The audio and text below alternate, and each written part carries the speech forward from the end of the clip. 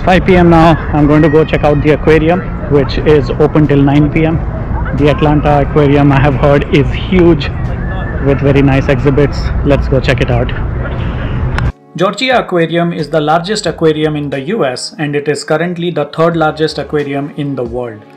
When it was opened to the public in 2005, it was the largest aquarium in the world, and it held that position till 2012. The founder of Home Depot, Bernard Marcus, donated $250 million, which provided the bulk of the funding needed to build and stock the facility. The Coca-Cola Company donated a 9-acre plot of land valued at $24 million for the aquarium. The animals in Georgia Aquarium reside in more than 11 million US gallons of fresh and salt water. That's a lot of water. The largest tank holds 6.3 million US gallons of water. Because of their size, only few aquariums with huge tanks can house manta rays. Georgia Aquarium remains the only aquarium in the United States to exhibit manta rays, and as of now it has 4 of them. I will link to a website in the description which has a video of how manta rays are fed at the Georgia Aquarium.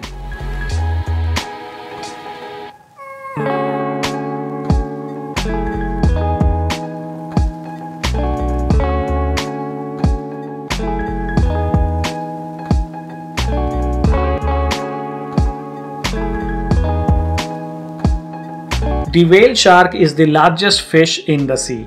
The Georgia Aquarium is the only aquarium in the Western Hemisphere with whale sharks.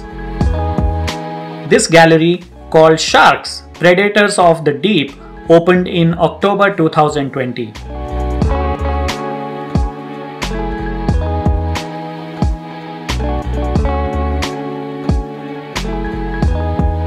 There are 4 types of sharks in this gallery: tiger shark, sand tiger shark, silvertip shark, and great hammerhead shark. This gallery has 1.2 million gallons of water, and it is 20 feet deep.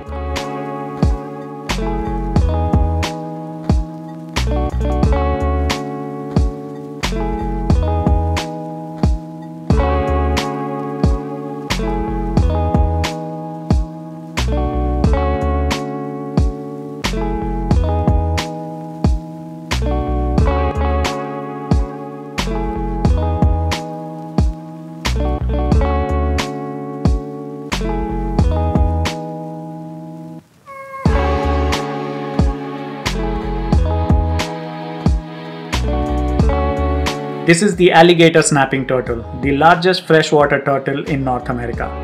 Quite feisty, I wouldn't want to go near that. The Georgia Aquarium has 5 beluga whales. Belugas are sometimes called as sea canaries due to the extensive variety of sounds they can make. Belugas can also travel back and forth between fresh and salt water.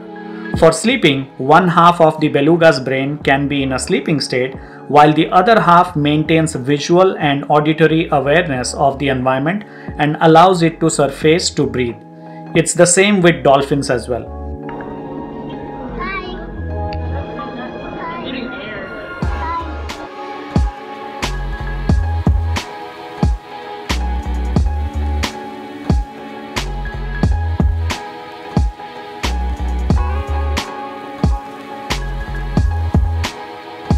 I could see the dolphins in the tank, but I missed the dolphin show by 15 minutes.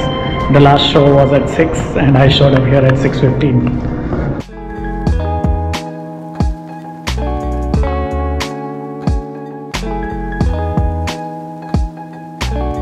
I think this is the white spotted jellyfish, also known as the Australian spotted jellyfish.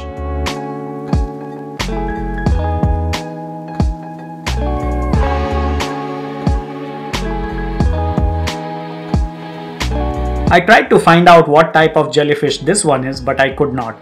If you know what type it is, please let me know in the comments. It was really peaceful and beautiful watching the jellyfish swim around in the tank like that.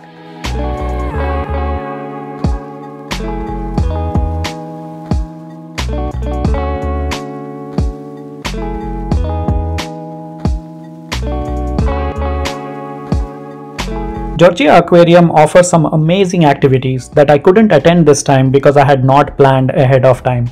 But if you are thinking of visiting, you might want to reserve a spot in advance and check them out during your visit.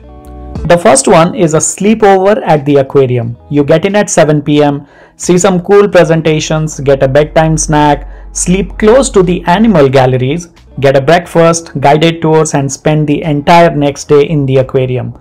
This is as cool as any sleepover can get. There's also a scuba dive program, and you can go dive with the fantastic animals in the tank if you are a certified diver. And probably the most thrilling one is a cage dive with the sharks if you have the stomach for it.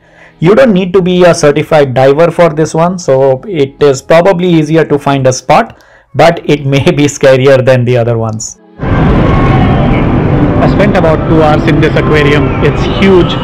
It also has a facility for a diver to enter the tank and swim with the whales and the sharks, maybe for a later time. But this aquarium is amazing. It's huge with massive tanks with beluga whales, dolphins, and all sorts of animals. If you're in the area, highly recommend. The Centennial Olympic Park was built for the 1996 Summer Olympics in Atlanta. Unfortunately, it was closing by the time I got there, so I could not explore the park. But I did get to see the Spectacular, a metal sculpture depicting the Olympic rings. The Spectacular was added in 2018.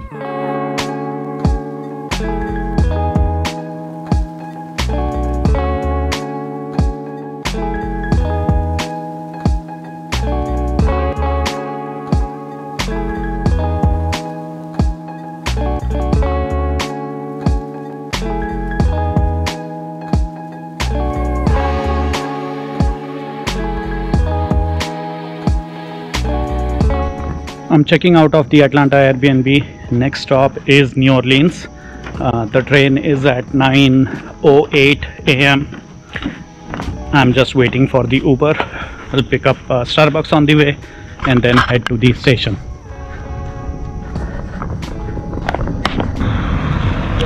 Morning. Can you pop the trunk?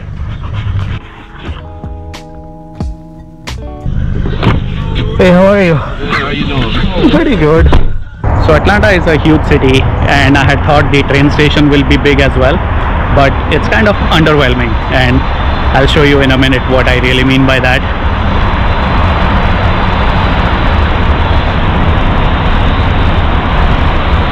That's the parking lot, and that's pretty much it.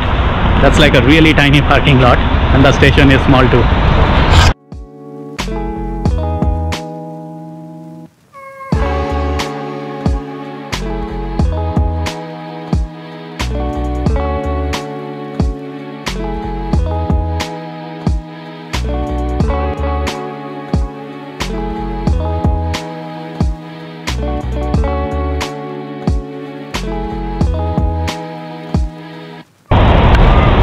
And that's it. 2 tracks, or the 3rd track there, and the small platform.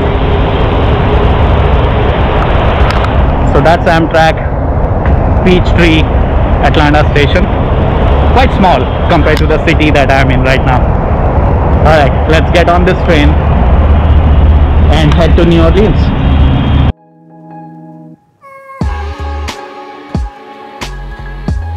So the Crescent has sleeper cars as well, but these are not as big as the one that we saw in Empire Builder.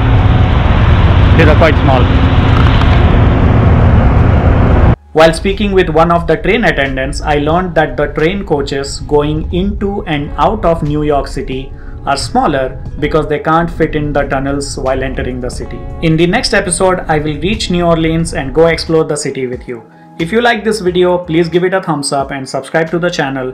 I will see you in the next episode.